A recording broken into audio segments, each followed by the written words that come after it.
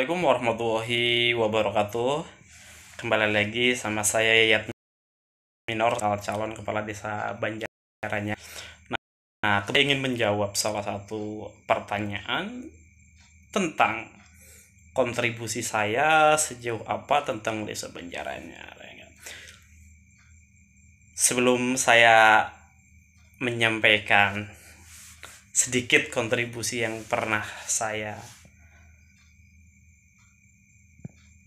buat untuk Banjaranyar, sebetulnya ini nggak etis sih sebetulnya, cuma karena memang ada beberapa kali yang bertanya, beberapa kali yang meragukan kapasitas sebagai bakal calon kepala desa. Mudah-mudahan ini bukan video ria, tetapi mudah-mudahan ini menjadi informasi yang bermanfaat.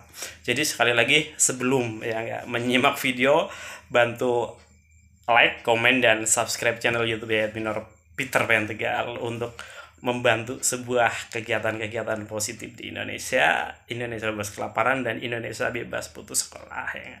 Jadi sejarah saya diskusi tentang Banjaranyar itu adalah ketika ada COVID, kemudian saya ditugaskan menjadi koordinator bansos, karena pada saat itu harusnya ada mudik gratis dari Jawa Tengah, dan kebetulan saya jadi koordinator mudik gratis tahun 2020. Dan akhirnya digagalkan karena adanya COVID-19. Kemudian diubah menjadi penerima bantuan sosial oleh Pemprov Jawa Tengah, dan saya jadi koordinator untuk Kabupaten Kota Tegal. Yang miris saat itu ada isu tentang salah satu warga desa Banjaranyar yang cukup viral di media sosial, yang akhirnya banyak temen itu mention saya di media sosial, dan akhirnya bisa silaturahmi dengan beberapa masyarakat Banjaranyar. Dan terima kasih nih buat teman-teman yang sudah mention dan teman-teman yang sudah berkenan diskusi sejauh ini. Dan dari kejadian itu akhirnya saya menyempatkan diri diskusi Pak RW 01, yaitu Pak Teguh, dan beberapa perwakilan masyarakat desa Banjaranyar. Ternyata ada banyak hal yang memang harus jadi perhatian. Sekali lagi, harus jadi perhatian kita semua, tanpa harus sibuk menyalahkan kepala desa atau stakeholder yang ada atau pemerintah desa yang ada. Jadi kita semuanya, karena saya berada di luar Pemdes, akhirnya kita berjalan di luar Pemdes. Salah satunya yaitu kita menginisiasi untuk pengadaan lampu arah Jalan Duku Gayam. Kemudian ada lagi sempat isu tentang SK Karang Taruna, yang mohon maaf buat Sekdes waktu itu Mas Kirman, yang mohon maaf sekali lagi yang harus direpotin. Dan terima kasih juga buat Pak Tony dan beberapa stakeholder yang sudah membantu untuk menjembatani sehingga SK Karang Taruna tidak lagi menjadi isu. Terima kasih juga nih buat Ketua Karang Taruna Kabupaten Tegal yang sudah support untuk menjembatani kecepatan informasi sehingga saya bisa komunikasi dengan beberapa stakeholder untuk memudahkan langkah itu. Kemudian ada lagi isu tentang pengairan pertanian yang ada di desa Banjaranyar, yang akhirnya sekali lagi terima kasih juga nih buat Pak Toto Subandrio, mantan Kepala Dinas Pertanian Kabupaten Tegal, yang akhirnya sudah pensiun. Mudah-mudahan di purna tugasnya tetap bermanfaat buat masyarakat Kabupaten Tegal. Terima kasih sudah menjembatani sehingga akhirnya Banjaranyar itu bisa terbentuk Gapoktan, meskipun sejauh ini belum sesuai dengan ekspektasi. Tetapi sekali lagi saya tidak mau fokus untuk mencari titik lemah, tetapi kita untuk evaluasi bersama, ya enggak. Dan terakhir, mungkin saya bisa merasa bersyukur bisa silaturahmi dengan salah satu atau beberapa penggiat sepak bola di desa Banjaranyar untuk melakukan pemotongan rumput lapangan desa Banjaranyar yang kembali lagi ternyata memang saya harus mengatakan cukup miris ya dengan kondisi lapangan Banjaranyar yang pada saat sebelum pemotongan itu ada beberapa orang yang sibuk mengeluhkan, sibuk mengkritik kondisi lapangan Banjaranyar. Tetapi ketika proses pemotongan itu hampir tidak ada yang kelihatan kecuali perwakilan dari KAU. Jadi buat teman-teman nih yang sering melihat saya itu sering diskusi atau perang opini di media sosial, saya memang terbuka perang opini dengan siapapun, dengan tujuan adalah kita sharing sudut pandang dengan Mas Amin KAU ya enggak. Jadi alhamdulillah ketika kami melakukan pemotongan rumput, teman-teman dari KAU itu support konsumsi dan beberapa kirim satu pemotong rumput juga ya enggak. Jadi buat teman-teman, mari kita rubah sudut pandang kita bahwa perbedaan pendapat, perbedaan sudut pandang, kita boleh kok sparring diskusi, sparring sudut pandang, tetapi ingat ya Kak, kita harus tetap menjaga etika, menjaga norma-norma, dan tujuannya adalah kita untuk berkontribusi membawa perubahan ya Kak.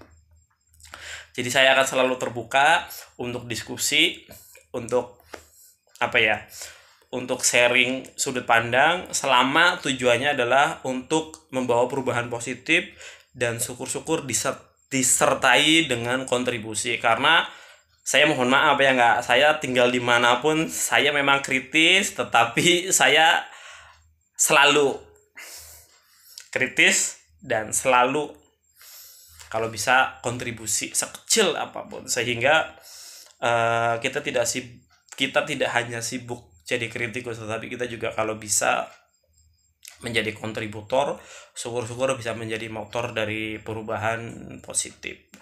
Dan kurang lebih seperti itu yang baru bisa saya jalankan, bagian dari kontribusi enggak lah ya enggak. Karena masih jauh banget, karena Banjaranyar itu masih banyak PR, dan salah satunya kenapa saya juga akhirnya mencalonkan kepala desa Banjaranyar ya, saya mengambil tanggung jawab dari, kan nggak mungkin dong Yayat Minor yang selama ini kritis dengan pemerintah kabupaten, pemerintah pusat, nah kemudian desanya banyak yang ngeluh, kemudian saya hanya jadi kritikus juga, sedangkan kalau ruang lingkup desa itu lebih mudah kejangkau. Dan terima kasih juga buat Kepala Desa Banjaranyar Bapak Soekarto, mantan Kepala Desa Banjaranyar Bapak Wawan. Alhamdulillah saya mendapat banyak sudut pandang, banyak masukan-masukan, banyak informasi tentang Desa Banjaranyar. Dan ya sekali lagi ya enggak, prinsip, kembali lagi nih, prinsip saya ya bahwa kekurangan-kekurangan senior-senior saya bisa jadi itu adalah jalan Allah untuk memberikan kita sebagai generasi muda itu kesempatan berkarya dan mencetak sejarah. Karena coba kita bayangkan kalau misalkan senior-senior kita itu sudah sempurna, maka kita tidak pernah memiliki kesempatan untuk mengukir sejarah sebagai orang yang berkontribusi. Itu kurang lebihnya. Saya dulu tinggal di Bekasi juga sepi, kemudian kita jadi penggagas kegiatan event musik, dan mudah-mudahan nanti tahun ini atau tahun depan atau mungkin nunggu saya jadi kepala desa Banjaranyar juga kita aktifkan event musiknya. Kemudian saya sekarang tinggal di Kelapa Nunggal juga bisa silaturahmi dengan penggiat sepak bola anak-anak. Ya sekali lagi, kita itu kalau bisa semaksimal mungkin selain sibuk mengkritik, kita juga kalau bisa memberikan contoh untuk kontribusi dan menjadi pelopor kegiatan positif. Kurang lebih seperti itu. Mudah-mudahan video ini bermanfaat, dan sekali lagi mudah-mudahan video ini tidak menjadikan riak, karena saya yakin jauh banget saya itu dari kekurangan untuk kontribusi Banjaranyar. Mengingat saya kurang lebih 18 tahun tinggal di Banjaranyar, dan alhamdulillah banyak sekali sumbangsih dari masyarakat Banjaranyar dalam kehidupan saya dari masa kecil sampai SMA ya Kak.